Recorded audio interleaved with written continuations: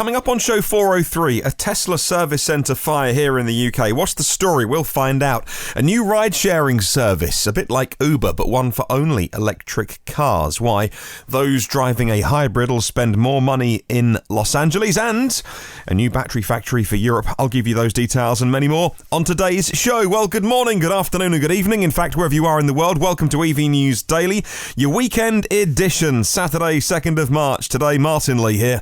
I've been through all the EV stories that I could find today. Lots going on, and I'll tell you about one of the hottest stories, quite literally, of the day in a moment. First of all, thank you as always to the team over at myev.com. If you're in the USA and you're buying and selling and learning about EVs, that should be your first thing you type into your browser, myev.com.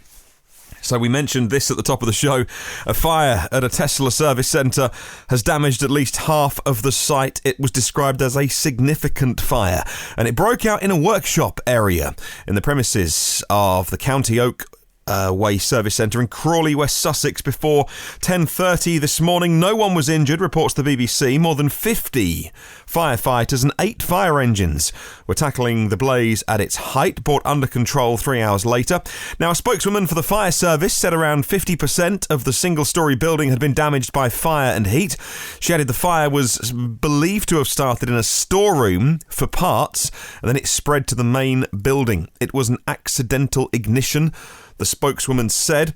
A Tesla spokeswoman, meanwhile, said the fire at Tesla's Gatwick service centre has now stopped. We are working with the fire department to learn more about what caused the incident. We can confirm no Tesla staff or customers were injured or hurt. That is, of course, the very first thing I should have started with. That is the biggest concern, as always. I have been scanning the very many pictures that I've seen online today, I mean, particularly Twitter, people posting them on there. I can't see any vehicles that were affected. Now, we know people are okay. Anyone's car inside there getting fixed, and I can't see any pictures of damaged vehicles. The building looks in a pretty bad state, though, and actually something that I didn't realise. David Pello here in the UK tweeted to Elon Musk to say it was lucky no one was hurt, but it was the UK Roadster service centre that's now been destroyed. He says it's a single point failure. It shows why we ask to disseminate know-how and specialist tools to the community, says David. So I presume, David, I've not looked at his... I think I've seen people talking to David. I follow him on Twitter, but I presume he's a Roadster owner. And I didn't realise that.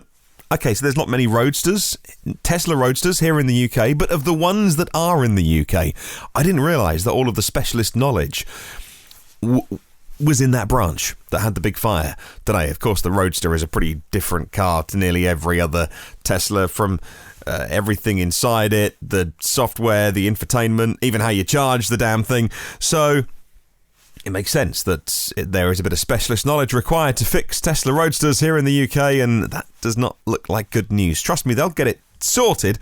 There's fewer than 20 service centres, I think, here in the UK last time I checked, so we're not flush with buildings. Let's move on to another story. This time, a positive / negative story, depending on how you approach your world view, I guess. Tesla just paid off $920 million, almost $1 billion, a convertible bond in cash. I don't know what convertible bonds are. I guess I could look it up and try to understand it. According to CNBC, the payment highlights the company's very strong financials. Tesla's aiming to achieve sustainable profitability and get to the point when it can fund both its current operations and its business expansion with regular cash from operations. Now, according to Daniel Sparks at Fool.com, Tesla has plenty of cash to pay this $920 million convertible bond. The company's cash position increased by $1.45 billion in the second half of last year alone to $3.7 billion. That would be nice, wouldn't it? Next time you check your internet banking on your phone or your computer and you check your current balance and it says $3.7 billion. Well, it would if you were Tesla.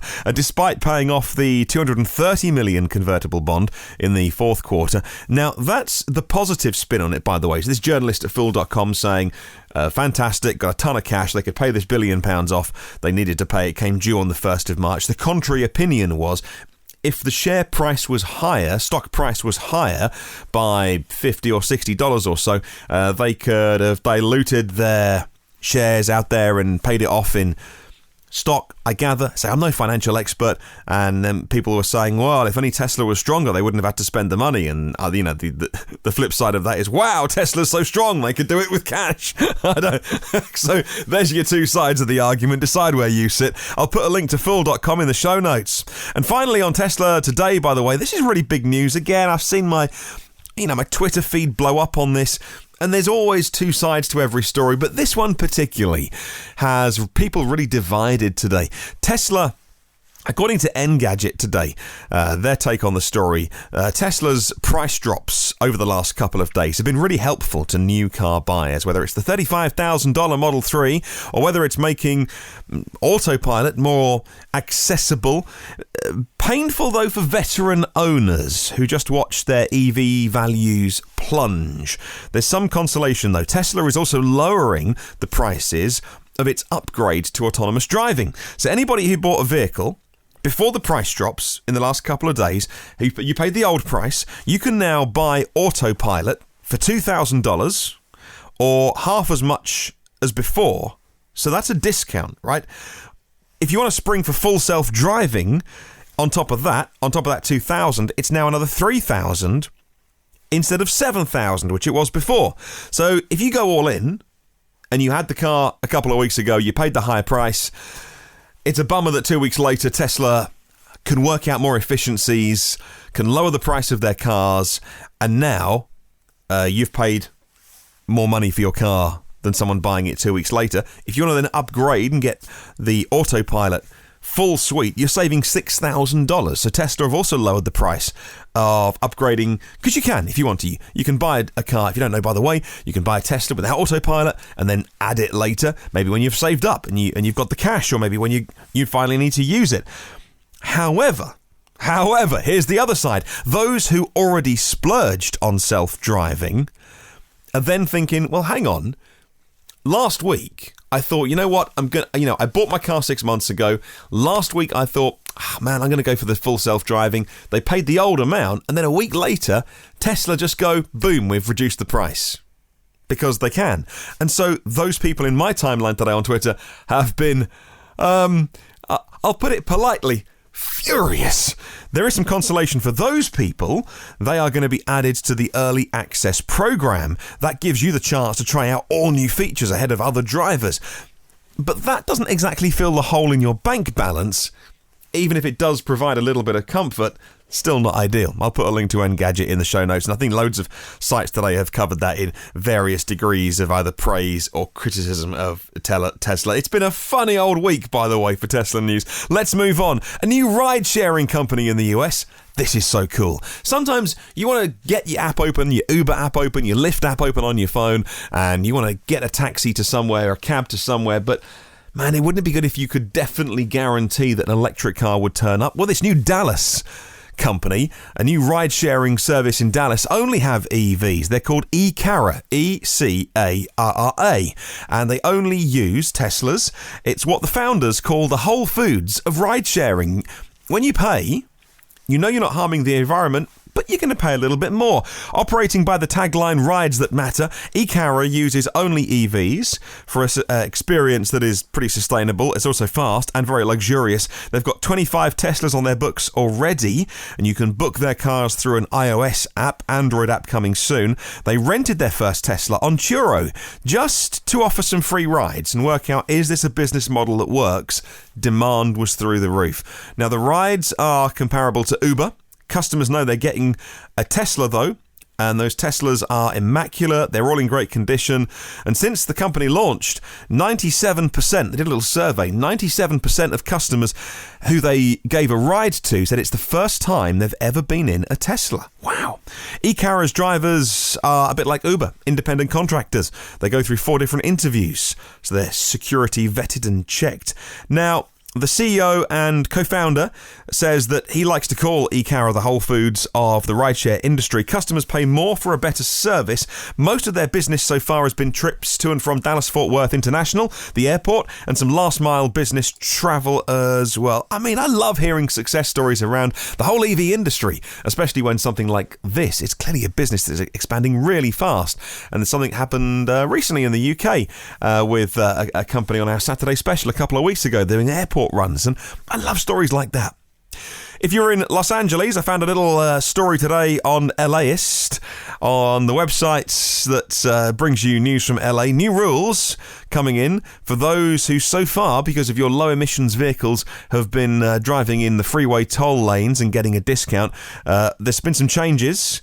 Unless you have a full EV, you aren't going to get the discounted rate on the 10 or the 110 freeways. And I report this story, by the way, because this is a trend I see happening more and more, not just in LA, but where you live as well around the world. They are, the toll lanes, by the way, which they have in LA, are designed to reduce congestion, but they allowed them open to hybrids and EVs, and so they got congested, and the perks to entice drivers to use them were no longer necessary because they're congested as well. And I see this happening more and more in cities, in clean air zones. They've gone one step, which is to say hybrids and EVs, and now, like they're doing in LA, going actually no hybrids, so just EVs, pure zero emissions. If you have to put fossil fuels in it, doesn't count. I see that happening more and more around the world as these schemes mature, and councils, cities, clean air zones going, okay, we've done our first step and it was with low emissions cars, now we're going to do zero emissions cars, so keep an eye out for that somewhere near you. Batteries, of course, are the thing that is holding back EV adoption. Some say it's because the established automakers don't want to make them yet. But, that's probably true to an extent. But really, it's about the battery supply. If we were flush with batteries, there'd be more cars out there. And so SK Innovation, the South Korean company, has obviously plans to change that, but building a battery factory is not a short-term thing.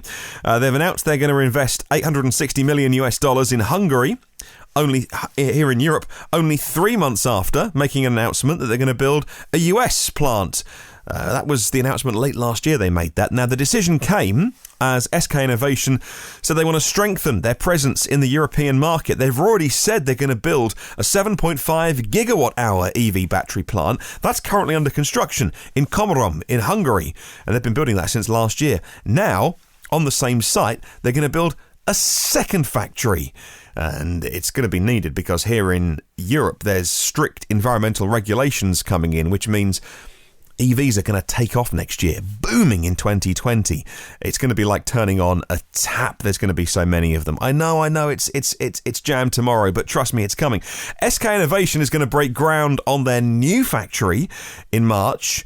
So this month now, they're going to finish construction early next year in 2020. Mass production of the batteries will then be a couple of years after that, 2020, beginning of 2022, once they do commissioning and product certification.